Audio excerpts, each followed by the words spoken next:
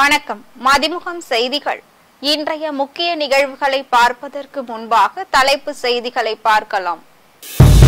அம்பேத்கரின் நினைவு தினம். முதலமைச்சர் மு க ஸ்டாலின் மலர் தூவி மரியாதை. ரயில்வே துறையை ஒன்றிய அரசு கைகழுவ பார்க்கிறது. கனிமொழி எம்பி குற்றச்சாட்டு. ரெப்போ வட்டி விகிதத்தில் மாற்றமில்லை. ரிசர்வ் வங்கி அறிவிப்பு. தமிழகத்தில் கனமழைக்கு வாய்ப்பு. வானிலை ஆய்வு மையம் தகவல். சமூகத்தை பிளவுபடுத்தும் சக்திகளை அம்பலப்படுத்துவோம் என்று முதலமைச்சர் மு க ஸ்டாலின் கூறியுள்ளார். சென்னை எழும்பூர் ராஜரத்தினம் மைதானத்தில் நடைபெற்ற அரசு விழாவில் நகராட்சி நிர்வாகம் மற்றும் குடிநீர் வழங்கல் துறையின் சார்பில் தூய்மை பணியாளர்களை தொழில் முனைவோர்களாக மாற்றும் திட்டத்தின் கீழ் தூய்மை பணியாளர்களுக்கு முதற்கட்டமாக 100 நவீன கழிவுநீர் அகற்றும் வாகனங்களை முதலமைச்சர் மு க ஸ்டாலின் வழங்கினார். மேலும் அம்பேத்கர் தொழில் முன்னோடிகள் திட்டத்தின் கீழ் 128 பயனாளிகளுக்கு கடன் உதவிக்கான ஆணைகளையும் 100 தூய்மை பணியாளர்களுக்கு சுகாதார அட்டைகளையும் 330 நரிக்குறவர்களுக்கு தமிழ்நாடு நகர்ப்புற வாழ்விட மேம்பாட்டு வாரிய திட்ட பகுதியில் வீடுகள் கட்டுவதற்கான ஆணைகளையும் அவர் வழங்கினார். பின்னர் உரையாற்றிய முதலமைச்சர் மு க ஸ்டாலின் அம்பேத்கர் காட்டிய பாதையில் திராவிட மாடல் அரசு நடைபோடுகிறது எனவும் அம்பேத்கருக்கு நிகரான தலைவர் இல்லை என தந்தை பெரியார் கூறினார். மேலும் நமது லட்சிய வழியில் ஒரு சில இடர்பாடுகள் இருப்பதை நான் மறுக்கவில்லை எனவும் மதவெறி சாதிவெறி சக்திகளின் எண்ணம் இந்த மண்ணில் தான் இருக்கும் வரை நிறைவேறாது எனவும் சமூகத்தை பிளவுபடுத்தும் சக்திகளை அம்பலப்படுத்துவோம் எனவும் கூறினார். அம்பேத்கரின் நினைவு நாளை ஒட்டி நாடாளுமன்ற வளாகத்தில் உள்ள அவரது திருவுருவ சிலைக்கு பிரதமர் நரேந்திர மோடி மலர் தூவி மரியாதை செலுத்தினார். அம்பேத்கரின் நினைவு நாளை ஒட்டி நாடாளுமன்ற வளாகத்தில் உள்ள அவரது திருவுருவ சிலைக்கு பிரதமர் நரேந்திர மோடி, துணை ஜனாதிபதி ஜெகதீப் தன்கர் உள்ளிட்டோர் மலர் தூவி மரியாதை செலுத்தினர். சட்டமேதை அம்பேத்கர் கடந்த 1956ஆம் ஆண்டு டிசம்பர் 6ஆம் தேதி டெல்லியில் உள்ள தனது வீட்டில் மறைந்தார். அவரது மறைவு தினம் பிறப்பு இறப்பு என்னும் கர்மத்தில் இருந்து விடுபடுவதை குறிக்கும் வகையில் மகா பரி நிவாரண் தினமாக அனுசரிக்கப்படுகிறது. மகா பரி நிர்வாண் தினத்தை முன்னிட்டு நாடாளுமன்ற வளாகத்தில் உள்ள அம்பேத்கர் சிலைக்கு கீழே அவரது திருவுருவ படம் அலங்கரித்து வைக்கப்பட்டிருந்தது. அம்பேத்கரின் படம் மற்றும் சிலைக்கு தலைவர்கள் மலர் தூவி மரியாதை செலுத்தினர். முன்னாள் ஜனாதிபதி ராம்நாத் கோவிந்த், மக்களவை சபாநாயகர் ஓம் பிர்லா உள்ளிட்டோரும் மரியாதை செலுத்தினர். ரயில்வே துறையை ஒன்றிய அரசு கைகழுவ பார்க்கிறது என நாடாளுமன்றத்தில் கனிமொழி எம்பி குற்றம் சாட்டியுள்ளார். மக்களவையில் ரயில்வே திருத்த மசோதா 2024 குறித்து விவாதம் நடைபெற்றது. அப்போது பேசிய திமுக நாடாளுமன்ற குழு தலைவர் கனிமொழி எம்பி, வழக்கம் போல் ஒன்றிய அரசு அனைத்து அதிகாரங்களையும் தனது கையில் எடுத்துக்கொண்டு நாடாளுமன்றத்தில் மற்றவர்கள் என்ன செய்ய வேண்டும் என கட்டளையிடுவதை போலவே ரயில்வே திருத்த மசோதா குறித்து நடந்து கொள்கிறது என பேசினார். இதனைத் தொடர்ந்து நாட்டின் பெரும்பான்மையான அடித்தட்டு மக்கள் இன்றும் தங்களின் முதன்மை போக்குவரத்தாக ரயில்களையே நம்பி இருப்பதாகவும் அதை கருத்தில் கொண்டு ரயில்வே துறை தனியார் மயமாக்கும் எண்ணத்தை ஒன்றிய அரசு முற்றிலுமாக கைவிட வேண்டும் எனவும் பேசினார். மேலும் அவர் தனது தொகுதியான தூத்துக்குடி நாடாளுமன்ற தொகுதி என்பது வணிகர்கள் அதிகமுள்ள நகரமாக இருப்பதால் சென்னை தூத்துக்குடி வழித்தடத்தில் ரயில்வே அமைச்சகம் கூடுதல் ரயில்களை இயக்க உடனடியாக முயற்சி மேற்கொள்ள வேண்டும் என்றும் இவ்வழித்தடத்தில் வந்தே பாரத் ரயில் ஒன்றை அறிமுகப்படுத்த வேண்டும் எனவும் தெரிவித்துள்ளார். 11வது முறையாக ரெப்போ வட்டி விகிதத்தில் மாற்றம் இல்லை என ரிசர்வ் வங்கி அறிவித்துள்ளது. வங்கிகளுக்கான குறுகிய கால கடனுக்கான ரெப்போ வட்டி விகிதத்தில் மாற்றம் இல்லை எனவும் 6.5% தொடரும் என ரிசர்வ் வங்கி கவர்னர் சக்தி காந்ததாஸ் அறிவித்துள்ளார். ரெப்போ விகிதம் என்பது மற்ற வங்கிகளுக்கு ரிசர்வ் வங்கி அளிக்கும் கடனுக்கான வட்டி விகிதம் ஆகும். இந்த ரெப்போ வட்டி விகிதத்தில் 11வது முறையாக மாற்றம் செய்யப்படவில்லை எனவும் பணவீக்க விகிதம் உயர்வு, பொருளாதார வளர்ச்சி குறைந்தது போன்ற காரணங்களால் வட்டி மாற்றம் இல்லை என கூறினார்.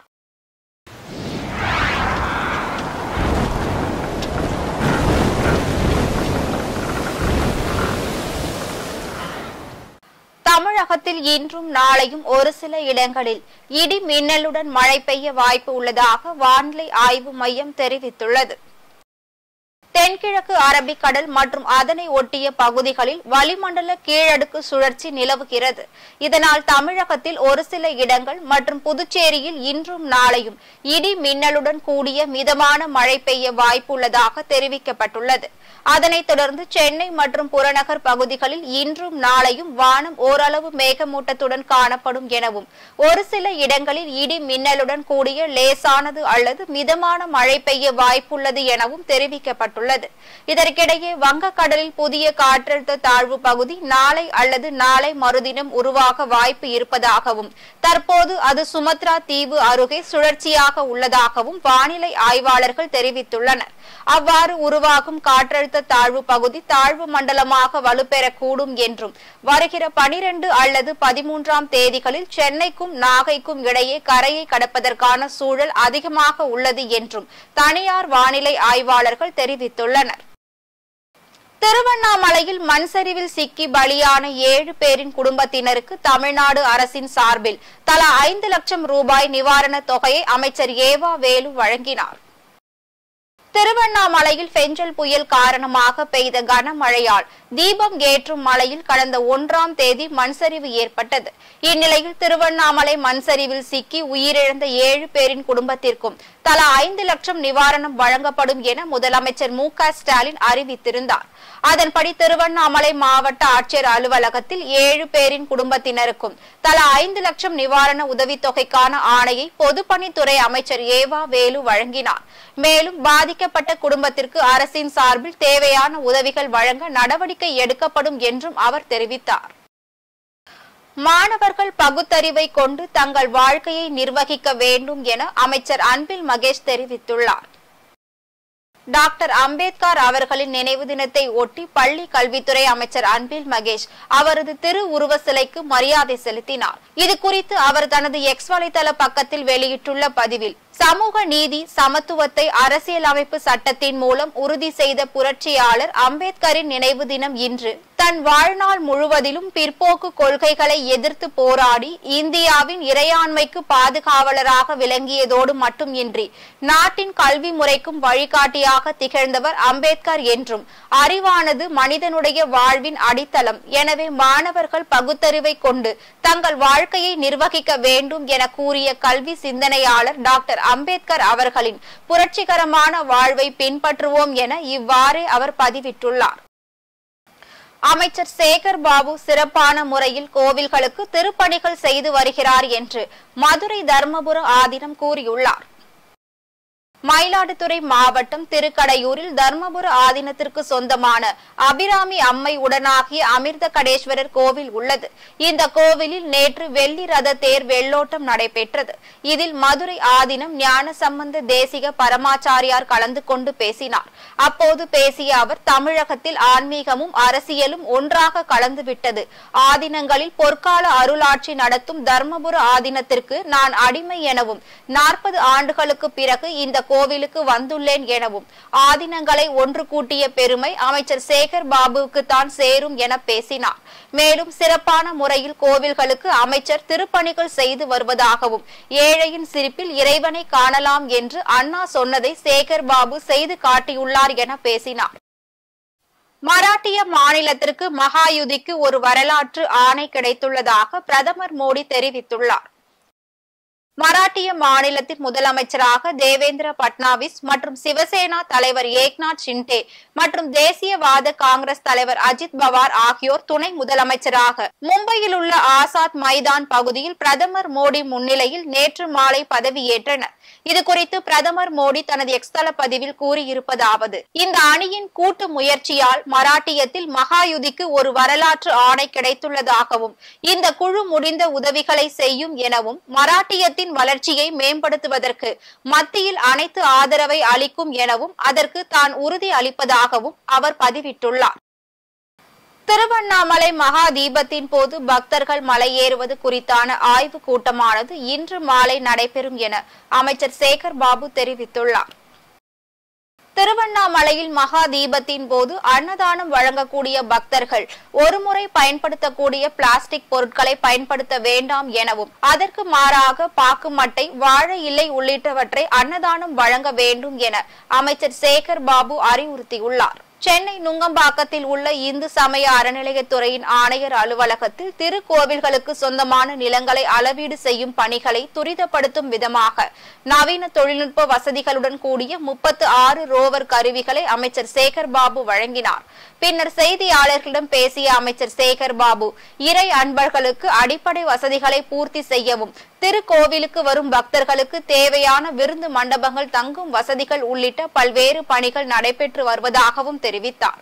மேலும் இந்த ஆட்சியில்தான் முருகனுக்கு பெருமை சேர்க்கும் விதமாக உலக முருகர் மாநாடு நடைபெற்றது எனவும் ஒரே நாளில் 24 கோவில்களில் குடமுழக்கு நடைபெற்றதாகவும் தெரிவித்துள்ளார். அதேபோல் தமிழ்கடவுள் முருகனுக்கு பெருமை சேர்க்கின்ற வகையில் இந்த ஆட்சியில்தான் உலக தமிழ் பக்தர்கள் மாநாட்டை முதலாக நடத்தி தமிழ்கடவுள் முருகனுக்கு பெருமை சேர்த்த ஆட்சியாகவும் இந்த ஆட்சி. அதேபோல் பக்தர்களுடைய அடிப்படை தேவைகளை நிறைவேற்றுவதோடு மட்டுமல்லாமல் இறைவன் சொத்து இறைவனுக்கே என்ற தாரக மந்திரத்தோடு திருக்கோயில் நிலங்களை மீட்டெடுப்பதற்கு இந்த ஆட்சி ஏற்பட்ட பிறகு இதுவரையில் வரலாறு காணாத அளவிற்கு இந்து சமய அறநிலையத்துறையின் வரலாற்றில் இல்லாத அளவிற்கு அதிகப்படியான சொத்துக்களை மீட்டெடுத்த ஆட்சி இந்த ஆட்சி. அதேபோல் குடமுழுக்குகள் நேற்றைய தினம் வரையில் பார்த்தால் 24 குடமுழுக்குகள் ஒரே நாளில் நடந்திருக்கின்ற ஆட்சி. இந்த ஆட்சி ஏற்பட்ட பிறகுதான் 5 திருக்கோயிலில் தங்கரதத்திற்கான அறிவிப்பு வெளியிடப்பட்டு அதில் ஒரு திருக்கோயிலுடைய தங்கரதம் பக்தர்கள் பயன்பாட்டிற்கு பெரியபாளையத்தம்மன் கோயிலில் வீதி உலா விடப்பட்டிருக்கின்றது. 9 வெள்ளித்தேர்கள் அறிவிக்கப்பட்டு தணிகைமலை திருத்தணி முருகன் கோவிலுக்கு ஒரு வெள்ளித்தேர் வீதி உலாவிற்கு பக்தர்களுடைய நேர்த்திக்கடனுக்கு அறிவிக்கப்பட்டிருக்கின்றது. மரத்தேர்கள் என்றாலும் சரி, மரத்தேர்களை பழுது நீக்குகின்ற பணிகள் என்றாலும் சரி, தேர்கள் பாதுகாப்பிற்கு கொட்டகை அமைப்பது முதல் கொண்டு ஒவ்வொரு நிகழ்வாக படிப்படியாக உன்னிப்பாக உற்று நோக்கி மாண்புமிகு தமிழக முதல்வர் அவர்கள் தலைமையிலே அமைந்திருக்கின்ற உயர்மட்ட இந்து சமய ஆலோசனை குழு கூட்டத்தை இதுவரையில் 3 முறை கூட்டி இந்த துறைக்கு தேவையான அனைத்து பணிகளையும் நிறைவேற்றி தர மாண்புமிகு முதலமைச்சர் அவர்கள் உத்தரவோடு முதலமைச்சருடைய நல்ல ஆலோசனையோடு மேற்கொண்டு வருகின்றோம். திருவண்ணாமலையில் ஒருங்கிணைந்த நீதிமன்ற நீதிபதியை கண்டித்து வழக்கறிஞர்கள் கண்டன ஆர்ப்பாட்டத்தில் ஈடுபட்டனர். திருவண்ணாமலை மாவட்டம் செங்கம் பேரூராட்சி ஒருங்கிணைந்த நீதிமன்ற வளாகத்தில் வழக்கறிஞர்கள் சார்பு நீதிபதி தனஞ்செழியனை கண்டித்து கண்டன ஆர்ப்பாட்டத்தில் ஈடுபட்டதால் பரபரப்பான சூழல் நிலவியது. இது குறித்து செய்தியாளர்களிடம் பேசிய வழக்கறிஞர் சங்க தலைவர் பத்மநாபன், சார்பு நீதிபதி வழக்கு விசாரணை மேற்கொள்ளும் போது வழக்கறிஞர்களை ஒருமையில் பேசியும் கால்நடைகளை மேய்க்க வந்தவர்களா நீங்கள் என அவதூறாக பேசியதாகவும் வழக்குகளை சரியான முறையில் கையாள்வதில்லை என்றும் குற்றச்சாட்டுகள் அளித்துள்ளனர். மேலும் சார்பு நீதிபதியை பணிமாறுதல் செய்ய வலியுறுத்தி மாவட்ட தலைமை நீதிபதியை சந்தித்து மனு அளிக்க இருப்பதாகவும் நடவடிக்கை மேற்கொள்ளாவிட்டால் போராட்டம் தொடரும் என்றும் வழக்கறிஞர்கள் தெரிவித்துள்ளனர். செங்கம் சார்பு நீதிபதி அவர்கள் நீதிமன்றத்துக்கு வந்த நாளிலிருந்து வழக்கறிஞர்களை ஒருமையில் பேசியும் பல வழக்குகளை வழக்காடிகள் வந்திருந்தும் அனைத்து வழக்குகளும் தள்ளுபடி செய்வதுமாக வாடிக்கையாக கொண்டுள்ளார். கடந்த 2 நாட்களாக அனைத்து வழக்காடிகளும் நீதிமன்றத்திற்கு வந்திருந்தும் ஒவ்வொரு நாளும் 40க்கும் மேற்பட்ட வழக்குகளை தள்ளுபடி செய்துள்ளார். இது சம்பந்தமாக கேட்டபொழுது வழக்கறிஞர்களை தரக்குறையாக பேசி மாடு மேய்க்கிறார் என்றும் தரக்குறையாக பேசி கொண்டு உள்ளார். இது சம்பந்தமாக இன்று மாவட்ட நீதிபதி அவர்களை சந்தித்து அவரை பணியிட மாற்றம் செய்ய கோரியுள்ளோம். தவறினால் தொடர்ந்து பல போராட்டங்கள் நடத்த வேண்டும் என முடிவு செய்யப்பட்டுள்ளது.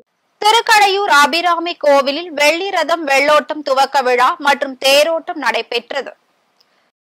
மயிலாடுதுறை மாவட்டம் திருக்கடையூர் ஸ்ரீ அபிராமி சமேத ஸ்ரீ அமிர்த கடேஸ்வரர் கோவிலில் 3 கோடி மதிப்பீட்டில் புதிதாக செய்யப்பட்ட வெள்ளி ரத வெள்ளோட்டம் துவக்க விழா மற்றும் தேரோட்டம் நடைபெற்றது. இதில் சிறப்பு அழைப்பாளராக பங்கேற்ற இந்து சமய அறநிலையத்துறை அமைச்சர் சேகர் பாபு மற்றும் ஆதீனம் தேரை வடம் பிடித்து இழுத்தனர். அதனைத் தொடர்ந்து ஆதீனங்கள் முன்னிலையில் பேசிய அமைச்சர் சேகர் பாபு, திமுக ஆட்சியில் தமிழகத்தில் உள்ள திருக்கோவில்களில் உள்ள 64 தங்க ரதங்களும் 84 வெள்ளி ரதங்களும் முழுமையாக பழுது நீக்கம் செய்யப்பட்டு பக்தர்களின் நேர்த்தி கடனுக்கு வீதி உலா வருவதாகவும், பெரியபாளையம் திருக்கோவிலில் 6 கோடி ரூபாய் மதிப்பீட்டில் புதிதாக தங்க ரதம் செய்யப்பட்டு பக்தர்களின் நேர்த்தி கடனுக்கு ஒப்படைக்கப்பட்டுள்ளதாகவும் தெரிவித்துள்ளார். அமைச்சர் சேகர் பாபுவை தொடர்ந்து பேசிய மதுரை ஆதீனம், தமிழகத்தில் ஆன்மீகமும் அரசியலும் ஒன்றாக கலந்து விட்டதாகவும், திமுக ஆட்சி வளர வேண்டும் என்று துணை முதலமைச்சர் உதயநிதி வெள்ளப்பெருக்கில் சிறப்பாக பணியாற்றியதாக புகழாரம் சூட்டினார். ஆற்காடு அருகே மாமனாரை கொலை செய்த மருமகனுக்கு மாவட்ட முதன்மை அமர்வு நீதிமன்றம் ஆயுள் தண்டனை விதித்து உத்தரவிட்டுள்ளது. ராணிப்பேட்டை மாவட்டம் புதுப்பாளையம் கிராமம் புளியந்தோப்பு பகுதியை சேர்ந்த ஏழுமலை மற்றும் அவரது மருமகன் சங்கர் இருவருக்கும் இடையே சொத்து தகராறு ஏற்பட்டுள்ளது. அதில் சங்கர் ஏழுமலை உயிரிழந்துள்ளார். இதனை அடுத்து ஏழுமலையின் மனைவி வசந்தா அளித்த புகாரின் பேரில் வாழைப்பந்தல் போலீசார் சங்கர் மீது வழக்கு பதிவு செய்து சிறையில் அடைத்துள்ளனர். இந்த வழக்கு கடந்த 7 வருடமாக ராணிப்பேட்டை மாவட்ட முதன்மை அமர்வு நீதிமன்றத்தில் விசாரணை நடைபெற்று வந்த நிலையில் இன்று மாவட்ட அமர்வு நீதிபதி செல்வம் குற்றவாளிக்கு 14 வருடம் ஆயுள் தண்டனையை விதித்து தீர்ப்பு வழங்கினார். ராணிப்பேட்டை ஆதிகேசவ பெருமாள் கோவிலில் மகா கும்பாபிஷேகம் வெகு விமர்சையாக நடைபெற்றது. ராணிப்பேட்டை மாவட்டம் அரக்கோணம் ஸ்ரீதேவி பூதேவி சமேத ஆதிகேசவ பெருமாள் கோவிலில் மகா கும்பாபிஷேகம் வெகு விமர்சையாக நடைபெற்றது. இதில் பல்வேறு புண்ணிய நதிகளில் இருந்து கொண்டு வரப்பட்ட புனித நீரை ஊற்றி யாகசாலை பூஜைகள் மற்றும் மகா பூர்ணாகதி நடைபெற்றது. இதில் 1000க்கும் மேற்பட்ட பக்தர்கள் பங்கேற்று சுவாமி தரிசனம் செய்தனர். ஆம்பூரில் 4ஆம் வகுப்பு பள்ளி மாணவியிடம் பாலியல் சீண்டலில் ஈடுபட்ட ஆசிரியரை காவல்துறையினர் கைது செய்து விசாரணை மேற்கொண்டு வருகின்றனர். திருப்பத்தூர் மாவட்டம் ஆம்பூர் அரசு நிதி உதவி பெறும் தொடக்க பள்ளியில் 4ஆம் வகுப்பு படித்து வரும் மாணவியிடம் அதே பள்ளியை சேர்ந்த ஆசிரியர் பாக்கியநாதன் மாணவியிடம் பாலியல் சீண்டலில் ஈடுபட்டதாக சொல்லப்படுகிறது. இதனால் அதிர்ச்சி அடைந்த மாணவியின் பெற்றோர் ஆம்பூர் அனைத்து மகளிர் காவல் நிலையத்தில் புகார் அளித்துள்ளனர். புகாரின் பேரில் காவல்துறையினர் மற்றும் மாவட்ட குழந்தைகள் நல அலுவலர் சுகப்பிரியா தலைமையிலான அதிகாரிகள் ஆசிரியரை போக்சோ சட்டத்தின் கீழ் வழக்கு பதிவு செய்து விசாரணை மேற்கொண்டு வருகின்றனர். பொன்னேரி அருகே கட்டுப்பாட்டை இழந்த கார் ஒன்று வீட்டின் உள்ளே புகுந்து விபத்துக்குள்ளானது. பொன்னேரி கூட்டு சாலையில் ஓட்டுநரின் கட்டுப்பாட்டை இழந்த கார் ஒன்று இளங்கோ என்பவரின் வீட்டினுள் புகுந்து விபத்திற்கு உள்ளானது. இதில் காரில் பயணம் செய்த 4 பேரும் காயங்களுடன் திருப்பத்தூர் அரசு மருத்துவமனையில் அனுமதிக்கப்பட்டுள்ளனர். இது குறித்து தகவல் அறிந்து வந்த காவல்துறையினர் வழக்கு பதிவு செய்து விசாரணை மேற்கொண்டதில் திருப்பத்தூர் மாவட்டத்தை சேர்ந்த தீனா, பார்த்திபன், ஹரிஷ்குமார் மற்றும் ராகுல் என்பதும் மது போதையில் இந்த விபத்தை ஏற்படுத்தி உள்ளதும் விசாரணையில் தெரிய வந்தது. திருவண்ணாமலை அரசு மேல்நிலை பள்ளியில் மழை நீர் புகுந்ததால் மாணவர்கள் கடும் சிரமத்திற்கு ஆளாகியுள்ளனர். திருவண்ணாமலை மாவட்டம் ஜவ்வாது மலை மற்றும் பர்வத மலை பகுதிகளில் நேற்று இரவு முதல் பெய்த தொடர் கனமழையால் கிராமம் முழுவதும் மழைநீர் தேங்கியுள்ளது. இதனால் அப்பகுதி மக்களின் இயல்பு வாழ்க்கை பாதிக்கப்பட்டுள்ளது.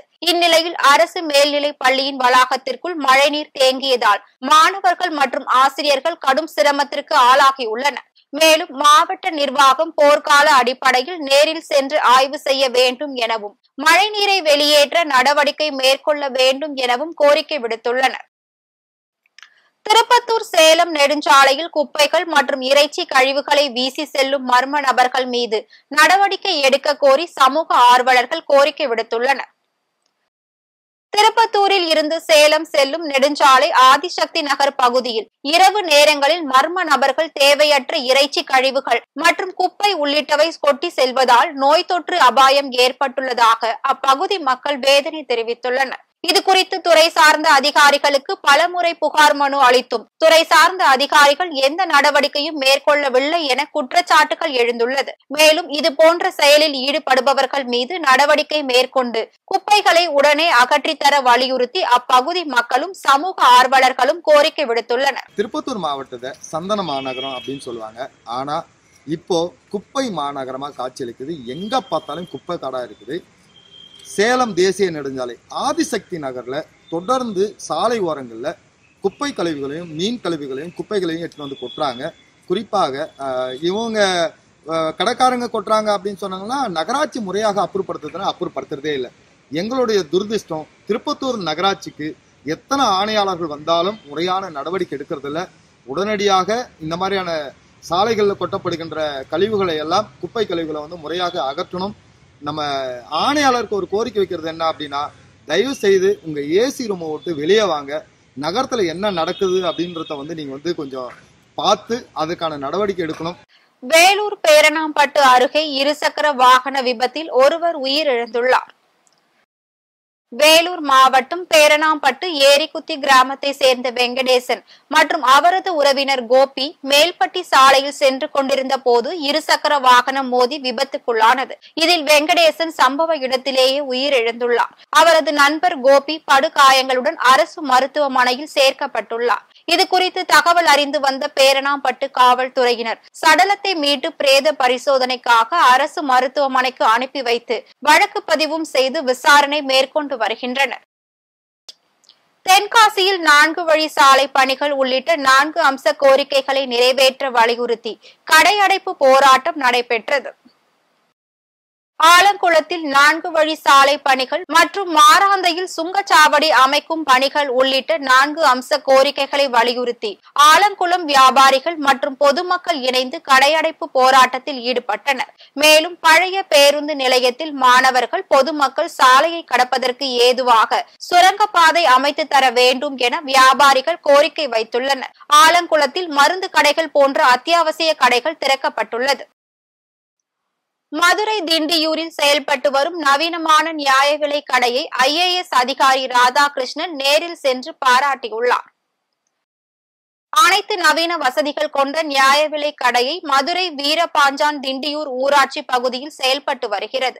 இந்த நியாய விலை கடையின் கட்டுமான வசதிகளை தமிழக அரசின் கூட்டுறவுத்துறை செயலாளரும் IAS அதிகாரியுமான ராதாகிருஷ்ணன் நேரில் சென்று பாராட்டியுள்ளார். இது குறித்து திண்டியூர் ஊராட்சி மன்ற தலைவர் லட்சுமி சந்திரசேகரன் பேசுகையில், தங்களது ஊராட்சியில் உள்ள நியாய விலை கடை, பேருந்து நிறுத்தம், ஊராட்சி மன்ற அலுவலகம் அனைத்திலும் திருக்குறள் இடம்பெற்றுள்ளதாகவும் மலிவான விலையில் பொருட்கள் கிடைப்பதாகவும் தெரிவித்துள்ளார். மேலும் எங்கள் மீது நம்பிக்கை வைத்து எங்களை ஊராட்சி மன்ற தலைவராக தேர்வு செய்த மக்களுக்கு இன்னும் பல்வேறு திட்டங்களை கொண்டு வர உள்ளதாகவும் அவர்கள் தெரிவித்துள்ளனர். இந்த நியாய விலை கடை வந்து ஒரு வித்தியாசமா இருக்குன்னு சொல்லி பிளான் பண்ணோம். அமைச்சர்கிட்ட போய் நிதி உதவி கேட்டோம். அப்போ நிதி உதவி வழங்கினாங்க. அப்புறம் ஊராட்சி மன்ற தலைவிட்ட போய் ஒரு ஒப்பீனியனை கேட்டோம். அப்போ வந்து நியாய விலை கடை வந்து எல்லாரும் ஒரே மாதிரி கட்டிக்கிட்டே இருக்கோம். எல்லாரும் நின்று மழை அடித்தாலும் வெயில் அடித்தாலும் நின்று போய் வாங்குற மாதிரி இருக்குது. அதை மாற்ற எதாவது பண்ணலாமா அப்படின்ட்டு ஒரு டிஸ்கஸ் பண்ணோம். தலைவர்களும் நாங்களும் டிஸ்கஸ் பண்ணோம். அமைச்சரும் ஒரு டிஃப்ரெண்ட்டாக பண்ணு அப்படின்னு சொல்லியிருந்தாங்க. அப்போ பண்ணலாங்கிற போய் நானும் நிறைய இடங்களில் போய் எல்லா ரேஷன் கடையும் பார்த்தேன். கோயம்புத்தூர், சென்னை எல்லா ஊர்லையுமே பார்த்தோம். அப்போ இதில் இல்லாத கஷ்டப்பட்டு ஒரு மணி நேரமாக நிற்கிறேன். நாங்கள் போய் கேட்டோம், சார் தம்பி நான் ஒரு மணி நேரமாக நிற்கிறேன், கீழே தான் நிற்கிறேன் அப்படின்னு. சரி, அதுக்கு வந்து உட்கார்ந்து வாங்குற மாதிரி, அமர்ந்து வாங்குற மாதிரி ரெடி பண்ணுவோம்னு சொல்லி ரெடி பண்ணோம். ரெண்டாவது பார்த்தீங்கன்னா ரேஷன் உள்ளே வந்து டைல்ஸ்லாம் ஒட்டி அந்த உணவுப் பொருளை வந்து தூய்மையாக இருக்கணும், சுத்தபத்தமாக இருக்கணும் அப்படின்னு நாங்கள் பிளான் பண்ணி அது சுத்தமாக. மழை காலங்களில் வீணாகும் நீரை ஆறுகளிலேயே அதிக அளவில் தடுப்பணைகளை அமைத்து சேமிப்பதற்கான முன்மொழிவுகள் அரசிடம் அளிக்கப்பட்டுள்ளதாக அமைச்சர் துரைமுருகன் தெரிவித்துள்ளார். வேலூர் மாவட்டம் காட்பாடியில் புதிய காவல் நிலையத்தை தமிழக நீர்வளத்துறை அமைச்சர் துரைமுருகன் திறந்து வைத்தார். அதன் பின்னர் செய்தியாளர்களிடம் பேசிய அவர், தமிழ்நாட்டில் ஆற்றில் கட்டப்பட வேண்டிய அணைகள் கட்டப்பட்டுள்ளது. இனி மழை காலங்களில் தண்ணீர் தேங்காமல் வடிந்துவிடும். மேலும் விவசாயத்திற்கு தண்ணீர் கிடைக்கும் வகையில் தடுப்பணைகள் கட்டப்பட்டுள்ளதாகவும் அதிக தடுப்பணைகள் கட்டப்படுவதற்கான முன்மொழிவை தமிழக அரசிடம் அளித்துள்ளதாகவும் தெரிவித்துள்ளார். இவ்விழாவில் மாவட்ட ஆட்சியர் சுப்புலட்சுமி மற்றும் மாவட்ட காவல் கண்காணிப்பாளர் மதிவாணன் மற்றும் சட்டமன்ற உறுப்பினர் நந்தகுமார், துணை மேயர் சுனில்குமார், மாமன்ற உறுப்பினர் சீனிவாசன் உள்ளிட்டோர் விழாவில் பங்கேற்றனர். சுற்று வட்டாரத்தில் இருக்கிற கிணறுகளில் நீர் சுரக்கும், குடிநீர் இருக்கும். விவசாயத்துக்கு உதாரணத்துக்கு கோயிலூர்ல இப்போ போன மாதம் கட்டினேன், சேர்ந்து பார்த்தீர்கள். தண்ணி கிட்டத்தட்ட ஒரு 3/4 மைல் தூரத்துக்கு நிற்கிறது. 4 அடி தண்ணி நிற்கிற பொழுது இன்றைக்கு கேட்டேன், சுற்று வட்டாரத்தை கோவைநல்லூர் மற்ற இடங்கள் எல்லாம் தண்ணீர் மேலே வந்து விட்டது என்று சொன்னாங்க. ஆகையினால் இந்த நாங்கள் முதலாக கலைஞர் இருக்கும் போதே மாயனூரில் காவேரிக்கு முன்னால் அப்படி ஒரு செக் டேம் கட்டினோம். அங்கே வறண்ட மாயனூர் இன்றைக்கு வளங்குழிக்கிறது. எனவே போன வருஷம் எங்கெங்கு செக் டேம் கட்டுவதற்கு பணம் கொடுத்தார்களோ அவையெல்லாம் கட்டி முடிக்கப்பட்டிருக்கிறது. இந்த ஆண்டு மேலும் அதிகமான செக் டேம் கட்டுவதற்கு ப்ரொபோசலை நான் கொடுத்திருக்கிறேன். எனவே ஆறுகளில் மழைக்காலங்களில் வீணாகிற நீர் இனிமேல் தேக்கி வைக்கப்படும். அமெரிக்கா கலிபோர்னியா மாகாணத்தில் உருவாகியுள்ள நிலநடுக்கத்தின் ரிக்டர் அளவு 7.0 பதிவாகியுள்ளது. அமெரிக்க கலிபோர்னியா மாகாணத்தின் வடக்கு கேப் மெண்டோசினா பகுதியில் சக்தி வாய்ந்த நிலநடுக்கம் ஏற்பட்டுள்ளது. அதன் ரிக்டர் அளவு 7.0 பதிவாகியுள்ளது. இந்நிலையில் அப்பகுதிக்கு சுனாமி எச்சரிக்கை விடுக்கப்பட்டுள்ளது. இதனால் மெண்டோசினா மற்றும் கடலோர பகுதி மக்களை வெளியேற்றும் முயற்சியில் அம்மாநில அரசு ஈடுபட்டு வருகிறது. மேலும் மக்களுக்கு தேவையான உதவிகள் செய்ய அவசர குழுவினர் நிலநடுக்கம் உணரப்பட்ட பகுதிகளுக்கு அனுப்பப்பட்டுள்ளதாக கலிபோர்னியா மாகாண அதிகாரிகள் தெரிவித்துள்ளனர். மற்றும் நிலநடுக்கத்தால் உயிர் சேதம் எதுவும் ஏற்பட்டுள்ளதா என்பது குறித்து அம்மாநில அரசு ஆய்வு மேற்கொண்டு வருகிறது. இத்துடன் செய்திகள் நிறைவடைந்தன. மீண்டும் செய்திகள் இரவு 8 மணிக்கு. மேலும் செய்திகளை தெரிந்து கொள்ள மதிமுகம் பிரைம் யூடியூப் தளத்தில் இணைந்திருங்கள்.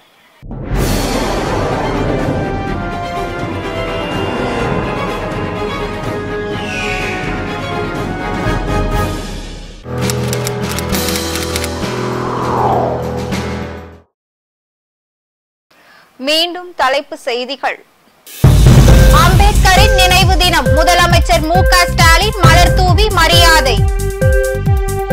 ரயில்வே துறையை ஒன்றிய அரசு கை கழுவ பார்க்கிறது. கனிமொழி எம்பி குற்றச்சாட்டு.